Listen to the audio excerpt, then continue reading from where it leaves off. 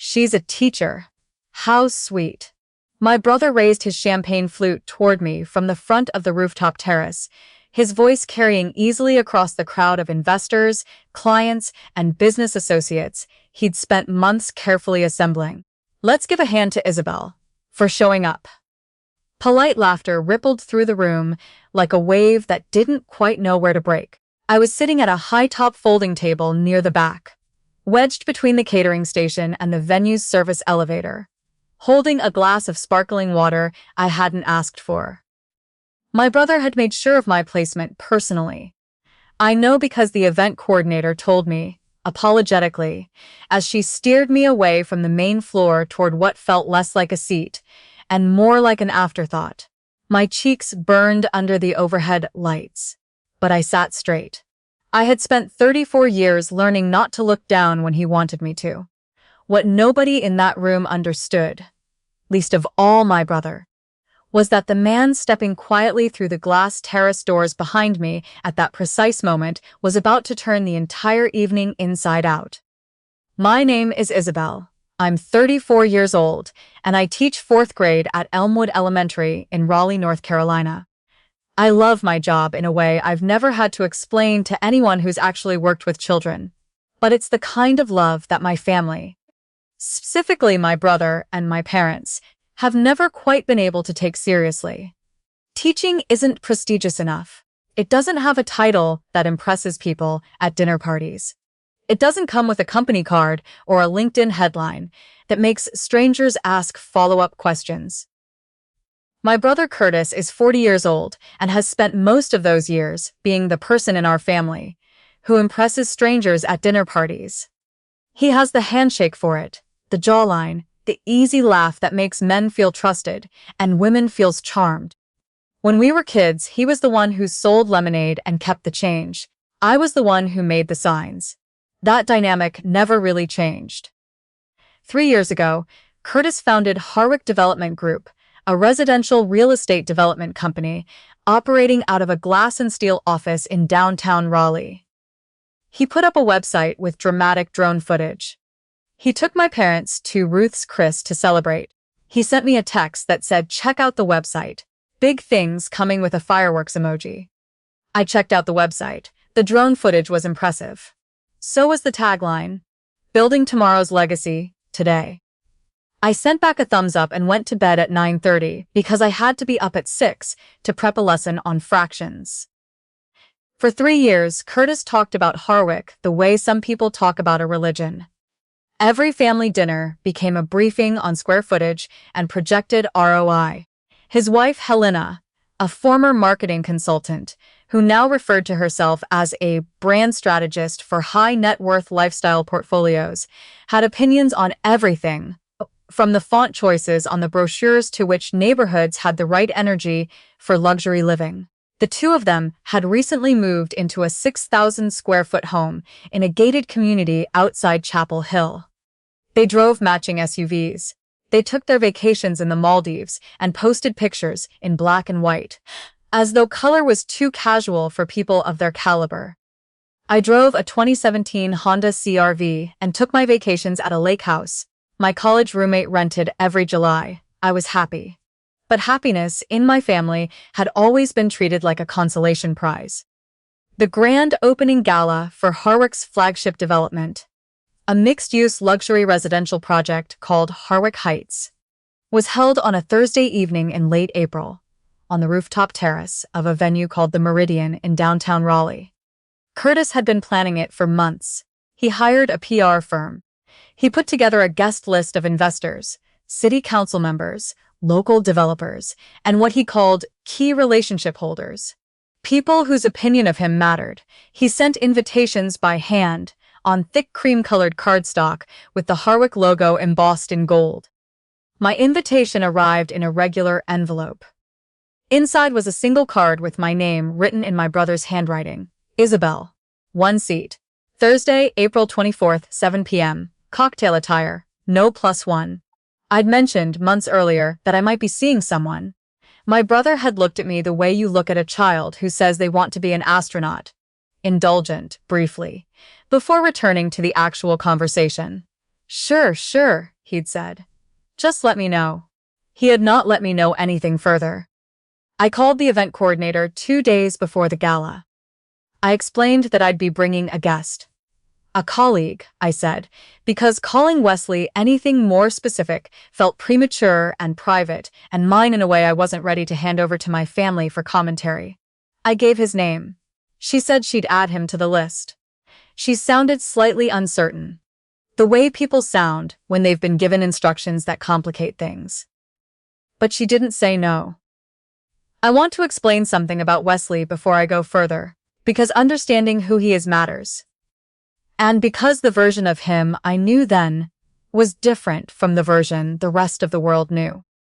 I met Wesley 4 months earlier at a fundraising dinner for the Raleigh Literacy Foundation, an organization I'd volunteered with since my second year of teaching. He was there as a donor. He was quiet in the way that people who don't need to prove anything are quiet. He wore a gray blazer that looked like it had been pressed but not fussed over. He asked me about my students instead of about my salary. He drove a charcoal Jeep Cherokee with a travel coffee mug in the cup holder that had a small chip in the lid. We talked for 2 hours. He texted me the next day. For 4 months, we'd had dinner, gone to farmers' markets, watched bad television, and argued about the plot holes with the kind of comfortable ease that doesn't announce itself. He worked in finance, he'd said. Banking, more specifically. He mentioned meetings and committees, and quarterly reviews in the abstract, offhand way that people mention their commute. Just a fact about their life, not a personality trait. I hadn't pushed for details. It didn't feel important. He was kind. He was steady. That felt like enough. The night of the gala, I wore a dusty rose meaty dress and my good earrings. I arrived at the Meridian at 7:15. Wesley had texted to say he was running about 20 minutes behind. A call had run long.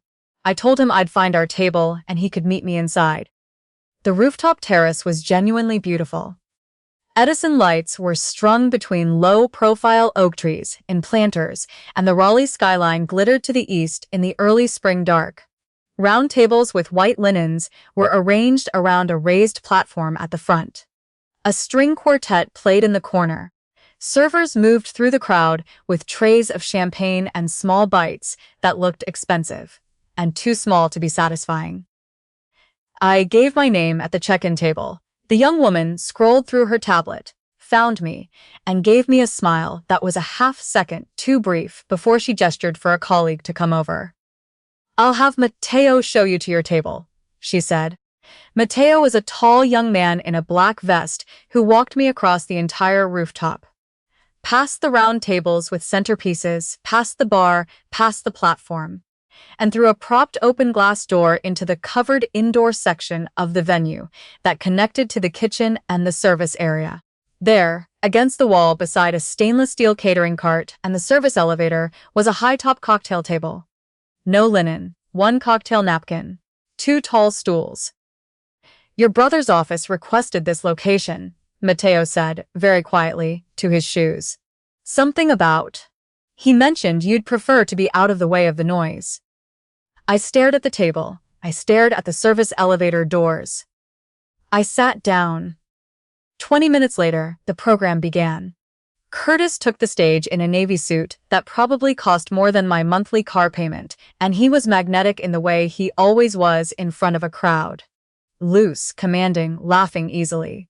He talked about Harwick Heights. He talked about vision and legacy, and what it meant to build something that lasted. He thanked Helena, who stood near the front table in a champagne-colored gown, and pressed her hand to her heart. He thanked his investors by name, each one nodding with the quiet satisfaction of people who expect to be thanked. And then he found me across the room, through the glass door, visible at my folding table adjacent setup near the service elevator. "I also want to take a moment," he said, "to acknowledge family." A warm murmur from the crowd. "My sister Isabel is here tonight." She's a 4th grade teacher. A beat. A soft practice smile. "She's a teacher. How sweet. Let's give a hand to Isabel for showing up." The laughter that followed wasn't cruel, the way a playground is cruel. It was smoother than that. The kind that doesn't leave marks we can point to. Just a ripple of amusement at the person who'd shown up to the serious party, with the participation trophy career, seated appropriately out of the way, near the kitchen. I set my sparkling water down on the cocktail napkin. My jaw was tight. My spine was straight. I looked at my brother until he looked away first. That was the exact moment the glass door from the terrace opened again, and Wesley walked in. He was wearing a dark charcoal suit. I hadn't seen him in a suit before. He looked the same as he always did. Unhurried, grounded, the kind of presence that doesn't need the room to shift to accommodate it. He spotted me immediately, moved through the catering corridor, without seeming to notice how strange it was to be walking toward a table beside a service elevator, and put his hand briefly on my shoulder. "Sorry," he said, pulling out the second stool and sitting down. "The call with the regional committee ran over. Couldn't get off. You okay?" "Fine," I said. "You don't look fine." "I'm fine," I said again, and managed half a smile. "Welcome to the best seat in the house." He looked around at the catering cart, the elevator doors, the cocktail napkin. "Cozy," he said, perfectly straight-faced. And somehow that made me actually smile. I don't know exactly when Curtis saw him. I saw the moment register, though. A physical thing, like watching a circuit trip. Curtis was mid-conversation with a man in a gray suit near the platform when his eyes moved to the catering corridor out of habit, scanning his room, and they landed on Wesley. I watched my brother's expression do something I had never seen his face do in 40 years. It went completely, utterly blank. Then it went pale. His glass, a crystal champagne flute with the Harwick Heights logo etched near the base, tilted in his hand. He caught it before it fell, but just barely. Helena noticed. She put her hand on his arm. He shook her off, said something low to the man he'd been talking to, and moved across the room toward us, with a speed that was just a fraction too urgent to look casual. "Wesley." My brother's voice came out wrong, too thin at the top, the way a door sounds right before the hinge gives. "Wesley Hartman, what are you doing back here?" Wesley looked at him with the mild, unreadable politeness of someone who has sat across a great many tables from a great many people who wanted something from him. "Hello, Curtis," he said. "Congratulations on the launch. Impressive venue." You know my sister?" "I do." Wesley glanced at me. "We've been seeing each other for a few months." Something moved across my brother's face. Several things in quick succession: surprise, calculation, the specific panic of a man who has just understood, all at once, the full implications of a situation. He turned to me with a smile that was 3 sizes too wide. "Isabel, why didn't you say something?" "Wesley Hartman." He laughed, a short, practiced sound. We should get you both to a proper table, obviously. Table 4, right up front." "We're comfortable here," Wesley said. The smile on my brother's face stayed physically in place through what appeared to be sheer muscular effort. Helena appeared at his elbow in her champagne gown, her voice lowered to a precise cutting edge. "Curtis, who is this?" "This," my brother said, through the smile, "is Wesley Hartman, SVP of Commercial Real Estate Lending at First Continental Bank." The quiet that followed was very small but very specific. First Continental Bank held the construction loan for Harwick Heights, $14.2 million, disbursed in phases over 18 months, with the final tranche contingent on a completion review that was currently 12 weeks behind schedule. I knew this because Wesley had mentioned it in passing, recently, in the careful way he mentioned things about work. Not boasting, just existing. The way a person mentions that it looks like rain. "I've got a complicated one on my desk," he'd said one evening over dinner. "Developer in Raleigh, behind on a flagship project, just submitted an extension request." And then I'm seeing the Instagram posts. He'd said it without heat. Just observation. I had filed it away without comment. It had not occurred to me to ask if the developer was my brother until this exact moment, watching the color drain from Curtis's face in real time. "Wesley, my brother said, lowering his voice to something meant to approximate professional collegiality. I want to apologize for the seating situation. Clearly, there was some miscommunication with the event team. There wasn't, I said. My brother looked at me. Matteo told me you requested this table specifically, I said. My voice was even. He said you wanted me out of the way of the noise. I picked up my sparkling water and took a sip. I'm just clarifying, since you mentioned a miscommunication. Helena's expression cycled through three things very quickly. My brother's jaw tightened. He turned back to Wesley. Wesley, I'd really like the chance to move you both somewhere more. Curtis. Wesley's voice was not unkind, but it was very, very still. I'm going to stay here, but I do want to mention something, since we're already talking. He folded his hands on the high-top table with the unhurried deliberateness of a man who has made significant decisions in quiet rooms his entire career. Your team submitted a 6-month extension request on the Harwick Heights construction loan last Wednesday. The stated basis was cash flow constraints and supply chain disruption. He paused. I'm looking at roughly $40,000 in event production costs tonight. That's a conservative estimate based on the catering setup, the venue rental, and the string quartet. Another pause. I'm not saying it's my business how you allocate personal funds, but the bank's credit committee does find it material. When a borrower claiming cash flow constraints is simultaneously hosting events of this scale, it raises questions about how the loan disbursements have been categorized. The silence around us had a radius now. A few guests near the catering corridor had drifted slightly closer. The way people do when they can sense that something real is happening underneath the surface of ordinary conversation. My brother's face had gone from pale to a particular gray I had never seen on him before. Helena stepped back, not dramatically, just a half step, the instinctive distancing of someone whose self-preservation instincts are finely tuned. I'll have our compliance team reach out Monday to schedule a review of the disbursement records. Wesley continued, calmly, as though discussing the weather forecast. Just to make sure everything is properly categorized before the extension request goes to committee. He picked up a glass of water from the tray of a passing server. Enjoy the rest of the evening. My brother stood at the edge of the catering corridor for another moment. His mouth opened once, closed. He looked at me, and I'm not sure what he expected to find there. An apology, maybe. An attempt to smooth things over the way I had spent most of my adult life, smoothing things over. Instead, I looked back at him the same way I had looked at him from across the room during his toast, steady and quiet until he turned and walked away. Through the glass doors, the string quartet began a new piece. I'm sorry if that was uncomfortable, Wesley said after a moment. It wasn't, I said. He raised an eyebrow.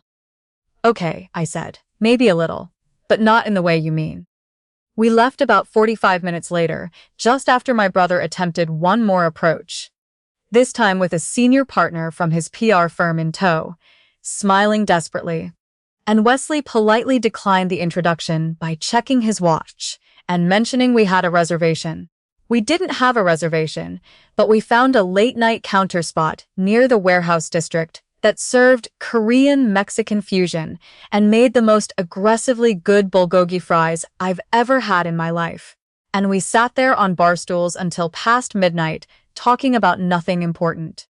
I thought about how strange it was that the best seat of the entire evening had turned out to be 2 stools at a laminate counter next to a soda machine. The Monday review came. First Continental's compliance team spent 3 weeks going through Harwick Development Group's financial records. What they found wasn't simple accounting sloppiness. There were disbursements from the construction loan categorized as site development expenses that didn't correspond to any permitted site work.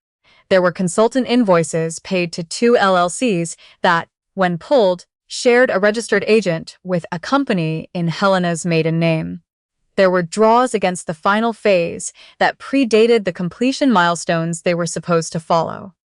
The bank didn't just deny the extension request, they called the loan. I learned most of this from my mother, who called me on a Sunday afternoon, 6 weeks later, in the specific tearful register she used when she'd finally run out of other people to be angry at first. "Your brother is in serious trouble," she said. "Did you know? Did you know about any of this?" I said I hadn't known the details. That was true. Harwick Development Group officially dissolved in July. The Harwick Heights project was taken over by the bank and sold to another developer at a significant discount. My brother and Helena sold the house in Chapel Hill. They moved into a 2-bedroom rental in Durham. A perfectly decent 2-bedroom rental, the kind where normal people live comfortable, real, human lives. My brother did not seem to find this distinction comforting. I'm not going to tell you I felt nothing watching all of it happen. I'm also not going to pretend it felt like victory. What it felt like was a kind of exhale I hadn't known I was holding. The release of a tension that had been so constant, I'd stopped registering it as weight. The way you don't notice how heavy your coat is until you take it off at the door. The last time I spoke to my brother directly was a Saturday afternoon in August, at my parents' house for my father's birthday. He arrived late, without Helena, and he looked diminished in a way that had nothing to do with what he was wearing. We didn't mention the gala. We didn't mention the bank. We ate cake in the backyard, and he asked me, briefly, stiffly, how my school year was starting. I told him I had a great group of kids. He nodded. There was nothing else to say. Wesley and I are still together. He does not talk about work at dinner parties, and I love him for that. He came to my classroom in October for Career Day and explained to 22 9-year-olds what banks do. And afterward, a boy named Theo in the third row raised his hand and asked if Wesley was a millionaire. And Wesley said he was pretty comfortable. "Thank you for asking." And the whole class laughed, including me. I have been seated at the folding table enough times in my life to know what it actually means when someone puts you there. It means they are afraid of you. Not of you specifically, but of the reminder you represent. That some things matter more than what you drive or where you sit, or how loud people laugh when your name is mentioned at a party. My brother placed me next to the service elevator because the closer I was to the door, the easier it was to pretend I wasn't really there. He forgot, I suppose, that the door swings both ways.